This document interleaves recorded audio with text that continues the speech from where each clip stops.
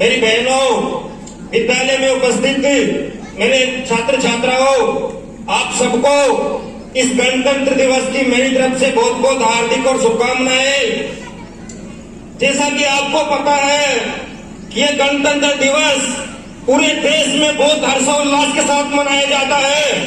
ये दिन अपने देश के लिए बहुत ऐतिहासिक दिन है। आपको पता था कि इस दिन अपने देश का संविधान लागू हुआ था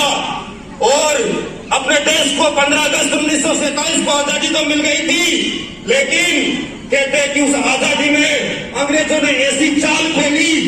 कहते हैं कि जितनी जाने देश आजाद होने में नहीं गई, उससे ज्यादा जाने देश आजाद होने के बाद में गई है। उसका कारण यह था,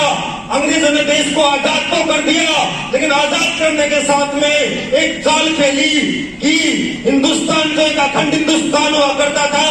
उसमें अंग्रेजों ने एक चाल खेली कि अगर मुस्लिम चाहे तो अपना अलग से राष्ट्र बना सकते हैं, हिंदू चाहे तो अपना अलग से राष्ट्र बना सकते हैं। और उसका परिणाम आपने देखा, आजादी के बाद में जो अखंड हिंदुस्तान था वो दो भागों में बंट गया, एक पाकिस्तान और एक हिंदुस्तान। साथियों, जब उस समय विशिष्ट लोगों ने सोचा कि आजादी होने के बाद में भी लोग मर रहे कट रहे धर्म के नाम पर, तो जो उस समय महान लोग थे उन्होंने सोचा कि अपन को ऐसा कानून बनाने की आवश्यकता है जो इस देश को सुचारू रूप से चला सके। उस समय बाकी देशों को देखा तो सोचा कि ऐसे कानून की आवश्यकता है, तो उन्होंने एक ऐसा संविधान बनाया, ऐसा मजबूत संविधान बनाया जिससे देश सुचारू रूप से चल सके। साथियों, ये दिन आज का वो दिन है, उन लोगों को याद करने का दिन है जिन्होंने आपके हाथों से आपको आजादी दिलाने के लिए कई सैकड़ों कुर्बानियां दी। हम भूल नहीं सकते जलियांवाला बाग हत्याकांड को, जिस पर निर्मम लोगों के ऊपर कैसे अंग्रेजों ने गोलियां चलाई, सैकड़ों लोगों की जाने गई। हम भूल नहीं सकते उस जतीन दास की शहादत को, जिन्होंने, आपको पता है साथियों, उस जतीन दास ने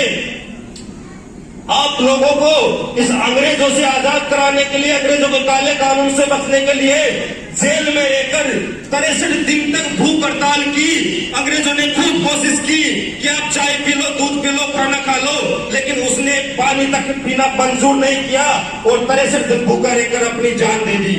हम भूल नहीं सकते भगत सिंह की फांसी को। भगत सिंह ने इस देश के लिए, भगत सिंह जैसे वीरों ने अपने फांसी के समय भी, अपने अंतिम समय अपनी माँ से मुलाकात करके उसने अपनी माँ से कहा था कि माँ, मेरे शव को लेने आप मत आना, आप आओगे तो देश के लोग, ये आप आओगे तो आप मेरे